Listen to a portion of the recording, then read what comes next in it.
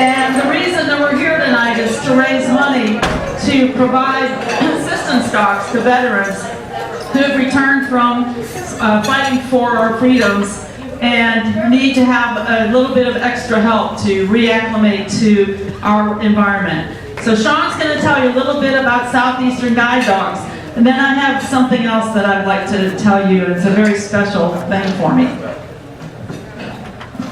Well, good evening, ladies and gentlemen. It is truly a pleasure to be here tonight. Again, my name is Shawn from Southeastern Guide Dogs, all the way down in Palmetto, Florida, just about 3 hours southwest. I'm from Savannah, so it's kind of far away from me. We are very excited to be here. Southeastern Guide Dogs is really changing lives for veterans for the better. It's one thing to say thank you for your service, but Southeastern Guide Dogs is putting it to action. The program for veterans started in 2009, and out of everything I'm going to say tonight, here's the only thing that matters. Since 2009, we have not lost a single veteran to suicide of all the veterans we served.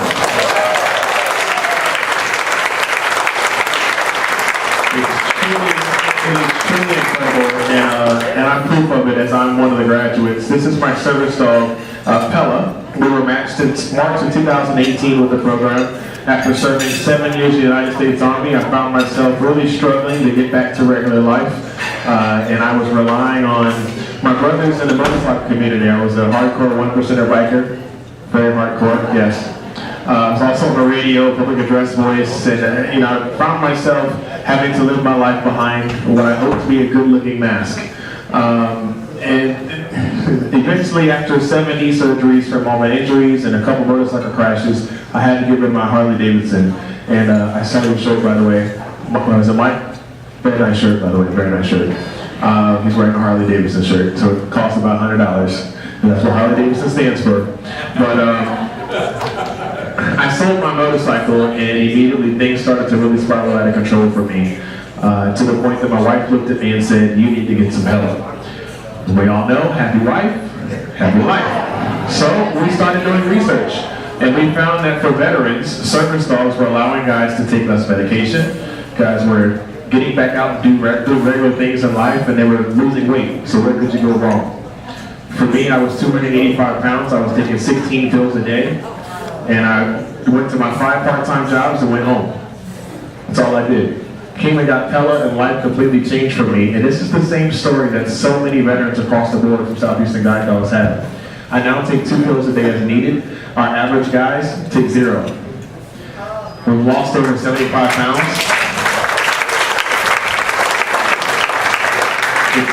It's truly an incredible journey, because now I actually get to work my first full-time job since I got out of the military, and that's at Southeastern Guide Dogs, paying it forward and working with great groups like the Ponce Inlet Lions, I am so sorry, to help pay it forward with future veterans. But there's one thing I always do when I speak, and I feel it's important to do it today. If we have any veterans in the room, please stand. Any veterans in the room, please stand.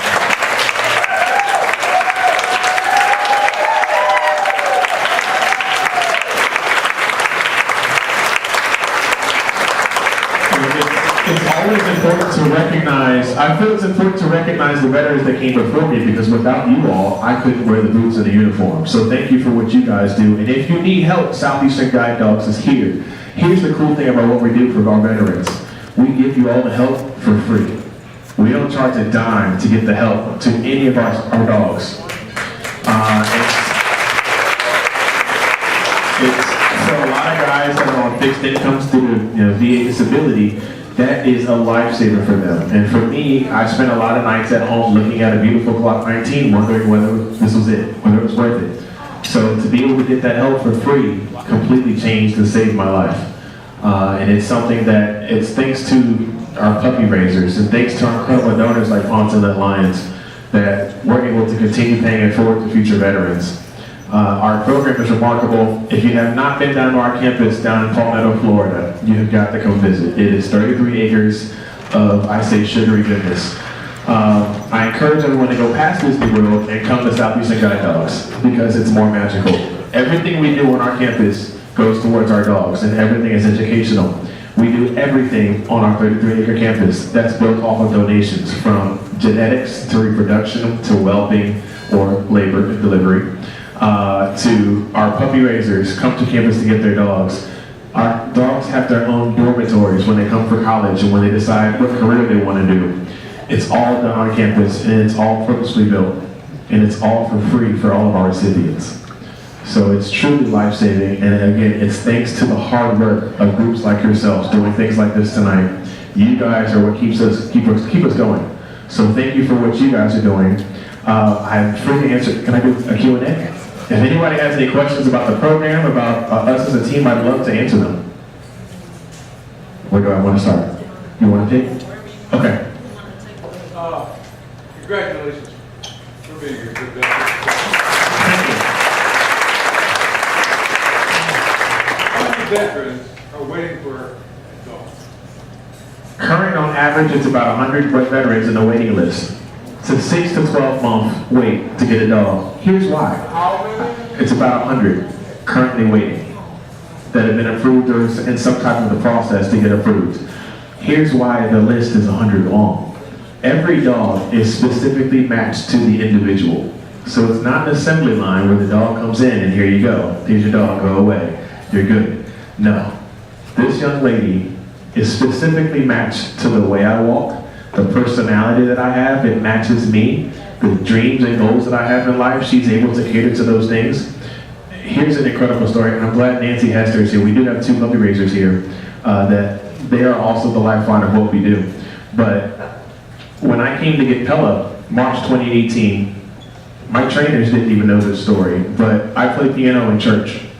And one of my biggest concerns was the fact that my dog was going to be able to take the hearing and not have to struggle being around drum sets and pianos and have issues of being disruptive during church services. My puppy raisers that raised Pella, their daughter played piano in their church every Sunday. She sat under the piano every Sunday. The trainers didn't even know that. So it's truly remarkable how each dog is matched to the individual. A fellow graduate of mine, his service dog's name is Foley. And he's actually here in circumspect. He's on the photo over there, the big pull-up. His name is Morgan. I served in the Air Force. His dog Foley will predict his migraines an hour prior and bring him his medication. If he does not listen to Foley, he ends up in the hospital every time. Things like that are what our dogs do. So it's truly remarkable. And like I said, it's about 6 to 12 months. And it depends. If guys are picky and they say, oh, I want a chocolate lab, it's a rare thing to get a chocolate lab. So they're going to wait a little bit longer. But for guys like myself who just came in and said, look, I want help came very quick for me. So that's really what it boils down to.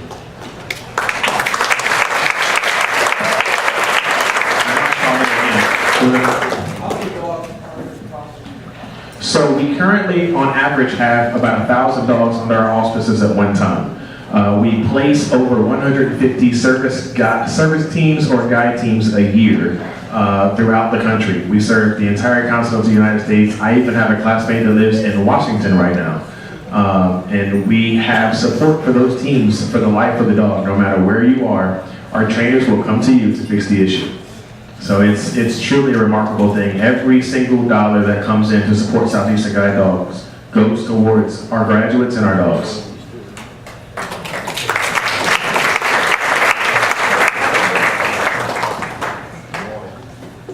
Question?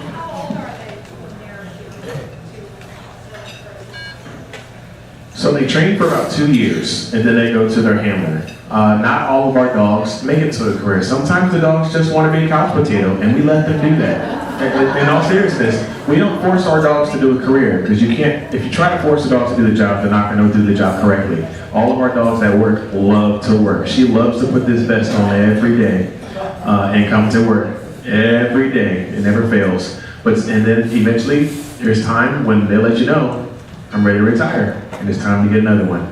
But on average, they train for 2 years, and then they go out and they start doing their job. Do you find that certain breeds are better than other breeds, or only use certain breeds? So I'm partial, because I have a black lab. So for years we've bred Labrador Retrievers, Golden Retrievers, and a mix of the two called a Golden Door. Just recently, we've announced that we are phasing out our Golden Retrievers, which means our Golden are going to phase out as well, and focus primarily on our Labradors. Here's why. The Labradors have had more success in the working career, and we have not had to adopt out as many Labradors. The Golden Retrievers have had less of a success in the working life and shorter lifespans of working careers. So we found it better for our donors' dollars and for scientific reasons, and just for the better life for the dogs, focus on letting our labs do the best work, which is good for me, of course. I've got 3. Who wants to go first? Okay. How much does it cost to bring a dog to 2 years of training to final assignment? So that's what so the question was, how much does it cost for essentially to sponsor a dog or a dog scholarship for the life of the dog? Currently, we have multiple scholarship levels that can cover either the dog for $10,000, or you can cover the entire team, which is the handler and the life training of the dog for $25,000. So it's every dollar counts.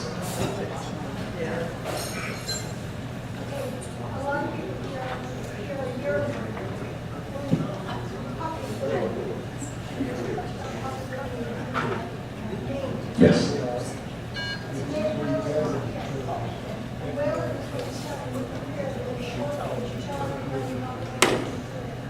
So I didn't want to spoil Whelan's thunder because Whelan is currently asleep. So Whelan was named, and Whelan will actually be coming in next Saturday in what we call freshman orientation. He gets to come into college. And Whelan will begin his journey to decide what career he wants to do. He gets to pick his major, essentially. Whether he wants to be a guide dog, a service dog, a facility therapy dog, or emotional support dog. We also have what's available, it's called a Gold Star Family Dog, which goes to those families that have a family member paying the ultimate sacrifice. And personally, I love spending time with those Gold Star families. I've had the ultimate opportunity to spend time with a few of them recently.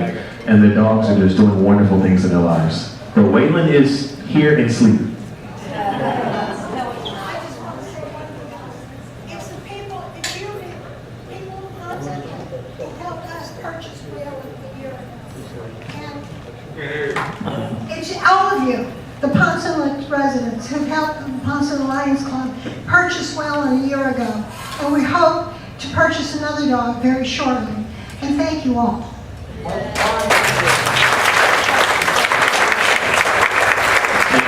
want to bring Whelan out so everybody can say Whelan? But Whelan is here, and we were actually in class. Paula and I were in class with Ponce. So, we were in class with Ponce. Sir, That was another dog. Yes.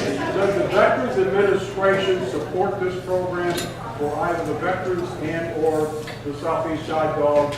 That is a great question. So, we are the only service dog school in the country. Pella, leave it.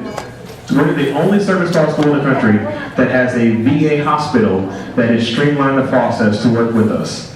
The VA does have a service dog program that has a lot of red tape, but we are the only school that has that process streamlined. So when our veterans graduate from our program, they are already in the VA service dog program. Bay Pines VA has been great with partnering with us. Ever since I started in March, that I hit the ground running trying to get that partnership solidified. And our first class to have that service was in September. So we're streamlining that process.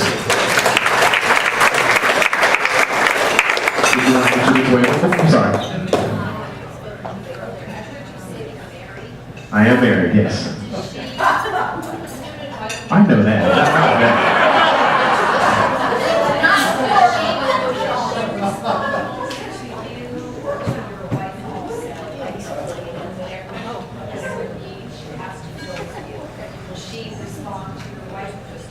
So the question, did everybody get the question? So the question was, when we're at home, does she only respond to me, or does she respond to my wife and fill the needs that she has as well? She's my dog. No, but when the vest comes off, she is a regular dog. She was my daughter's best friend when the vest comes off. But at the same time, she does know that, oh, this vest comes off, it's a whole different dog. She will run around this room like a road runner. But when we're at home, my daughter knows too, it's playtime when the vest is off. When the vest is on, she actually tells people don't bother her because she's working. But she knows as well. But even when the vest is off, she still has that side eye out to what's going on with me. So when I'm having bad days, or when days like today when my knee is hurting or my back is hurting, she's right there and she knows. And she's able to react to make sure that I'm good. Shawn, when it's time to retire your dog, how hard is that? And how do you replace it with another dog? So you can never replace your first service dog. As I learned last week on our brand new podcast, the 60 Feet podcast. Go subscribe. It's on iTunes and Google Play. I'm the host, by the way. And I learned from our graduate coordinator, Susie Wilburn, who was about to actually retire her dog, Carson. Our first service dog, our first guide dog, is like your first love. You can never replace them. All you can do is hope to get the same quality out of the next dog. But our dogs do work until the age of 10. At that age or before, they have to retire. And then they get to enjoy retirement. Lay on the couch all day long and watch another dog go out the house. But for our graduates that come through, they're able to get a successor dog without having to go through the entire process again. And the dogs let you know when they're ready to retire. They don't really want to put on a vest anymore. For the guide dogs, they don't want to put on a harness, or they're not trying to walk as much and do all the activities. They let you know. There are triggers and there are signs that let you know when they're ready to retire. So we do everything on campus. All the whelping, all the breeding, everything is done right in Palmetto. At any given day, you can walk into our puppy academy and see a 2-day-old puppy. Yep, every day. Yeah. We actually, yesterday I saw, I think they were 3 days old. We had some yellow labs, black labs, and a brindle lab. So, did you want to introduce, wait. I just wanted to ask you to say the podcast name. I would love to say the podcast name again. It is the Sit, Stay, Speak podcast. Sit, Stay, Speak. It's on iTunes, or the new update is Apple Podcast. Sit, Stay, Speak. Yes. Do you guys ever take like a rescue puppy and try to... We do not do rescue dogs. We do all of our dogs in-house. Here's the reason for that. When you take a rescue dog and you train a rescue dog to be a service dog, you don't know the history of that dog. So you don't want to give a graduate or a veteran or someone who's visually impaired the liability of not knowing the history of that dog. We know down to birth. We know down to into 30 minutes before the dogs are born the history of the dogs. And it's just a better kind of calm feeling. You get better idea of training and idea of what you can expect out of the dog when you know everything about it down to birth.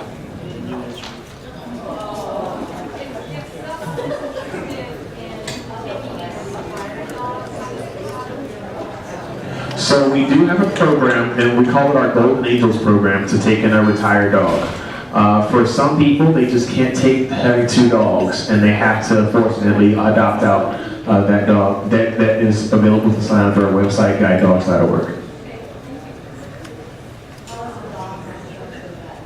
So the dog is matched up to a veteran just by their personality, the way you walk, the way you talk. Believe it, the way you talk as well. Yes. There's an application process that goes through our Alumni Innovation Support Office.